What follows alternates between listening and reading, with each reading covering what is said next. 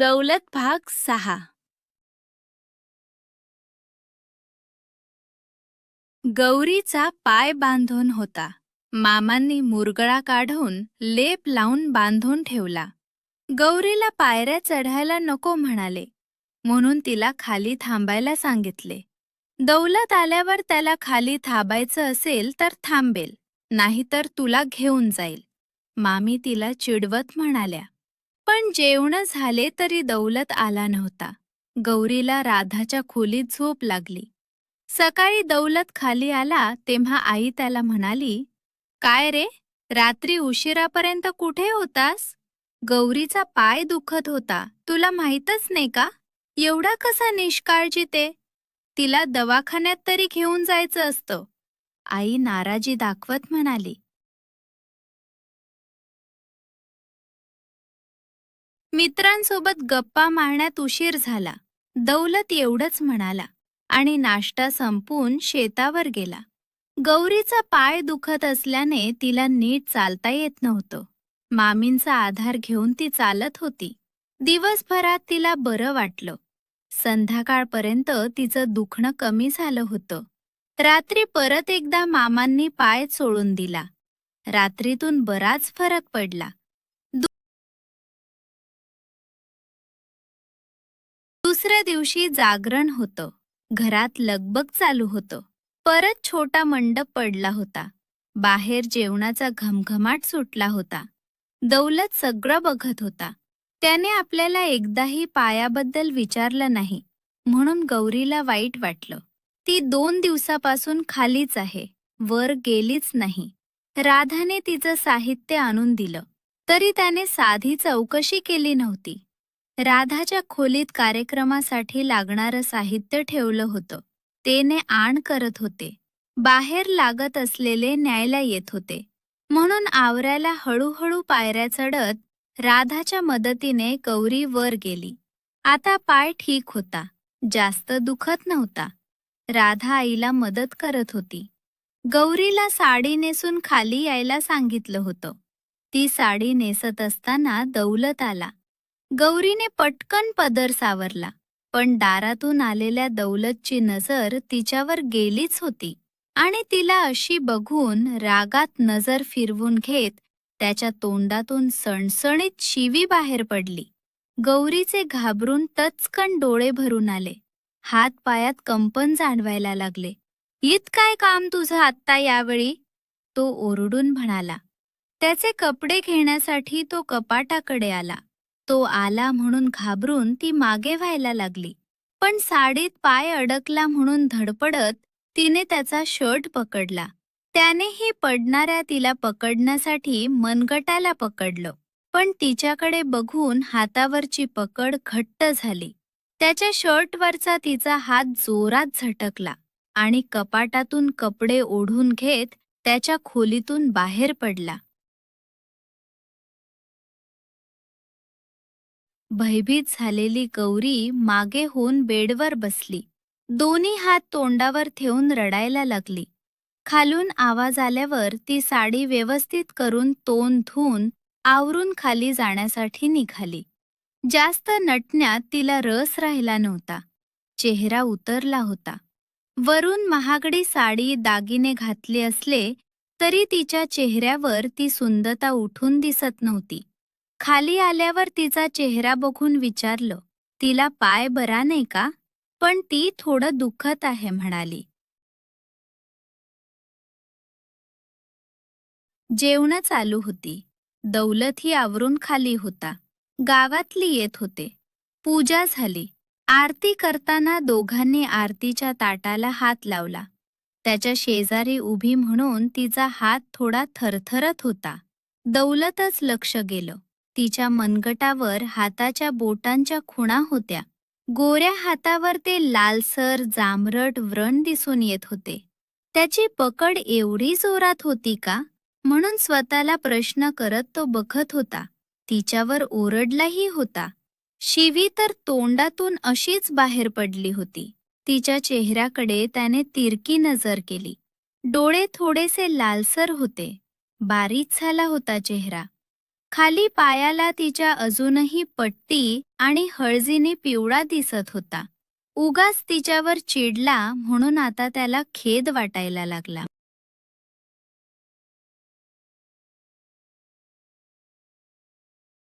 थोड्या वेळात जेवण चालू झाले. आत बाहेर करण्याच्या धडपडीत राधाला चांगलीच ठेच लागली. पायाच्या बोटातून रक्त आले. तिच्या डोळ्यातून पाणी आणि कळवळताना बघून दौलत लगेच तिच्याजवळ आला. तिला काळजीनं ओरडत होता. लक्ष देता येत नाही का स्वतःकडे? काय गरज आहे जास्त फिरायची? म्हणून खोटं रागवत होता. राधाला तो आतमध्ये घेऊन आला. एवढ्या गोंधळातही तिला पायाला लागल्यावर घरात शोधाशोध करून पट्टी केली त्याने. जास्त दुखतंय का? त्रास होतोय का? विचारत होता. थोड्या अंतरावर मागे एका बाजूला मामी आणि आणखी बायकांसोबत बसलेली गौरी त्यांना दोघांना बघत होती. बहिणीला किती जीव लावतात ते बघत होती. राधाबद्दल ईर्ष्या वाटत नव्हती. स्वतःबद्दल जास्त वाईट वाटत होतं. त्याच्या आयुष्यात आपलं स्थान निर्माण करायच्या आधीच संपलं याची जाणीव झाली. उदास आणि खिन्न मनानं ती पट्टी असलेल्या पायाकडे आणि थोड्या वेळापूर्वी त्याच्याकडून मिळालेल्या मनगटाच्या व्रणकडे बघत होती. मुंबईवरून तिचे आईबाबा आले. त्यांना यायला उशीर झाला होता. त्यांना दोघांना बघून तिला भरून आलं. घशात अडकलेला हुंदका आणि डोळ्यात पाणी घेऊन दोघांना बघत होती. बाबांनी आजपर्यंत कधी तिच्यावर आवाज वाढवला नव्हता आणि दौलत एक दिवसही तिच्याशी नीट बोलला नव्हता. आई बाबा आलेत म्हणून ती रडत आहे असंच सर्वांना वाटत होतं. तिच्या पायाची काळजीनं चौकशी केली आईबाबांनी. लक्ष द्यायचं असतं. गावाकडची सवय नाही तर सवय होऊपर्यंत नीट सांभाळून राहत जा, असंही काळजीनं सांगितले. दौलतची भेट झाल्यावर तो वसंत यांच्याशी नेहमीसारखाच मोजकं बोलला. जेवणानंतर पहाटेपर्यंत कार्यक्रम चालू होता. त्यानंतर सगळे झोपले. सकाळी उठायला सगळ्यांना उशीर झाला होता. मामा मामी आज त्यांच्या घरी जाणार होते. गौरीचे आईबाबा त्यांच्याकडे जाऊन मग मुंबईला जाणार होते. आई, आत्या, मी पण येऊ तुमच्यासोबत? आवराआवरी करणाऱ्या मामीला आणि आईला गौरी म्हणाली. तिला राहायलाच नको वाटत होतं इथे. नाही कशा म्हणू आम्ही, पण आक्कांना विचार. मामी गौरीला दौलतच्या आईला विचार म्हणल्या. तिनं हा म्हणत लगेच आईंना विचारले. त्या नाही म्हणाल्या. नाही, जा. पाय दुखत आहे तर तिथे तुझा आराम होईल, असं म्हणून त्यांनीही जायला होकार दिला. दौलत त्याच्या कामाला निघून गेला होता. तो नव्हता घरी. गौरी तिची आवराआवरी करायला गेली. तिचे कपडे भरून घेतले.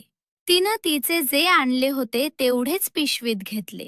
बाकी लग्नातल्या महागड्या साड्या दागिने तिथेच ठेवले. असंच जावं नव्हतं वाटतं, म्हणून तिनं दौलतची तिथंच असणारी वही आणि पेन घेतला. त्याच्याशी जे बोलता येत नव्हतं ते ती शब्दातून त्याला सांगण्यासाठी लिहित होती. 2-4 ओळी लिहून झाल्या नाहीत, तेच तिच्या डोळ्यातून पाणी गाळायला सुरुवात झाली. वाहते डोळे एका हातानं पुसत ती मनात जे भरलेलं होतं ते लिहित होती. सगळं लिहून झाल्यावर तो पेन तिथे त्या पानावर अडकून तिनं वही फोल्ड केली आणि आहे तिथे ठेवली. चेहरा नीट करत ती तिची बॅग घेऊन खाली आली. पायऱ्या उतरताना तिचे बाबा तिच्या जवळ आले. तिची बॅग त्यांनी हातात घेतली. दुसऱ्या हातात तिचा हात घेतला. दोघेही सोबत खाली आले. मामांनी दौलतची वाट बघितली, पण तो आला नाही म्हणून त्यांनी फोनवरच त्याचा निरोप घेतला. सगळे मामा मामीच्या घरी आले. गौरीचा स्वभाव शांत होता, पण आता अजूनच उदास आणि गप्प झाली. गौरी, काय झालं? एवढी गप्प का आहेस? करमत नाही का तुला तिकडे? ती बाहेर ओट्यावर बसलेली तेव्हा तिला उदास बसलेली बघून बाबा डोक्यावरून हात फिरवत म्हणाले. त्यांनी आपुलकीनं विचारले, म्हणून तिला भरून आले. ती डोळे पुसत त्यांच्याकडे जबरदस्ती हसून पाहते. नवीन आहे बेटा सगळं. इथे शहरातल्यासारखं नाही. खूप वेगळं वातावरण असतं गावाकडे. होईल तुला ही सवय. माणसं चांगले आहेत. हळूहळू तुलाही सवय होईल. तिचे बाबा तिला समजावत होते. ती शांत ऐकत होती. तिच्या मनातली आढी तिला बोलून दाखवता येत नव्हती. क्षणभर वाटलं की सांगावं बाबांना. त्या दिवशी मुंबईवरून येतानाच सगळं बिनसलं. पण त्यांना टेन्शन द्यायचं नव्हतं आत्ताच. दौलतचं काय म्हणणं आहे यावर ते तिला कळेपर्यंत आत्ताच कोणाला काही सांगायचं नव्हतं. शीतलसोबत ती थोडी मोकळी झाली. एक दिवस राहून तिचे आईबाबा निघाले. तिला काळजी घ्यायला सांगितली. 2-3 दिवसांनी तिला सोडून येईल मी. काही काळजी करू नका, असे मामा म्हणाले. तिच्या वाढदिवसाला नेमकं थांबता येईना म्हणून आई-बाबा दोघांनी हळहळ व्यक्त केली. मामा मामीला आत्ता समजले तिचा वाढदिवस आहे ते. बाबांनी निघण्याच्या आधी मामाला गावातून केक आणायला सांगितला. तर होते तोपर्यंत केक कापला, थोडा खाल्ला. हसून मजा करून झाल्यावर आई-बाबा निघाले. गौरी आवंढा घेत डोळ्यात पाणी घेऊन त्यांना जाताना बघत होती.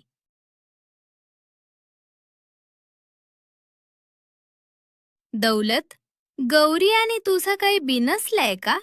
संध्याकाळी दौलत घरी आल्यावर आईने विचारले. नाही. त्याला अचानक प्रश्न विचारल्याने तो गडबडला. खरं सांगतोस का? 2-3 दिवसापासून तिचा चेहरा किती उतरला होता. तिचा पाय मुरगळला तेव्हा 2 दिवस तिच्याशी बोलताना दिसला नाही. तिची विचारपूस तरी केली का?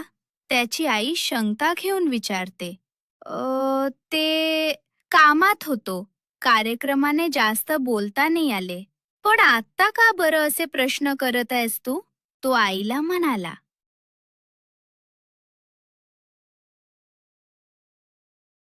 कारण काल गौरी सदाकडे गेली, तिच्या आईबाबांसोबत.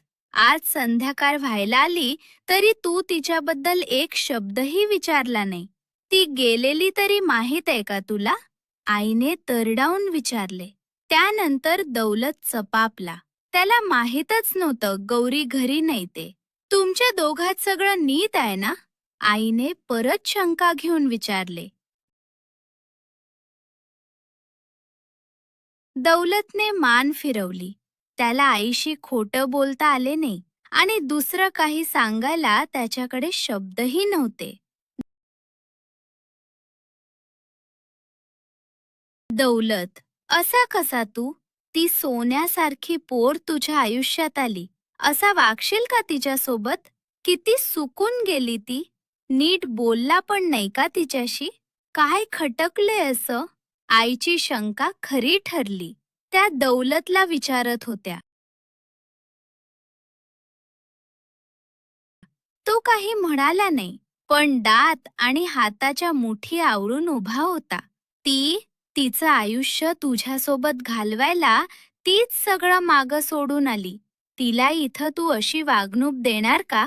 काय चुकलं तिचं? तिच्याशी बोलून समजावून बघ. इथली सवय नाही तिला. होईल हळूहळू सवय. थोड तू समजून घे, थोडं ती समजून घेईल. ती शांत आहे म्हणून तिचा फायदा घ्यायचा का? आई त्याला चांगलंच सुनावत होती. तो शांत ऐकून घेत होता. तिचा बिचारीचा एवढा पाय दुखला पण शब्दाने कोणाला म्हणाली नाही. चेहऱ्यावरूनच कळत होतं. ती हरवल्यासारखी वाटायची. ती परत आल्यावर तिच्याशी चांगल वागशील. तुलाही बहीण आहे. उद्या ती पण दुसऱ्या घरी जाणार आहे. तिथं तिच्यासोबत असं वागलं मग. आई म्हणाली. तो रागाने बघायला लागला. तू राधाचा मोठा भाऊ आहे. तिला नाही तसा आधार, म्हणून फायदा घेऊ नको. बोलून आई आतमध्ये किचनमध्ये घेऊन गेली. दौलत पाय आपटत पायऱ्या चढत वर निघून गेला. आईने तिची बाजू घेतली म्हणून अजूनच राग आला होता. त्याने हिशोबाची वही शोधली. त्याला आजचा आणि कालचा हिशोब मांडायचा होता. नजर फिरवली तर त्याला त्या कोपऱ्यातल्या बारक्या टेबलवर वही दिसली. त्याने उघडली, पण पेन तो ठेवतो तसा नव्हता. वहीत पेन अडकवला होता. जिथे पेन अडकवला ते पान त्याने उघडले आणि बघत राहिला. खूप सुंदर अक्षरात 2 पानं भरून काहीतरी लिहिलं होतं. त्याने आधी त्या अक्षरावरून बोटं फिरवली. कोणी लिहिलं किंवा काय लिहिलं याच्याकडे त्याचं लक्ष नव्हतं.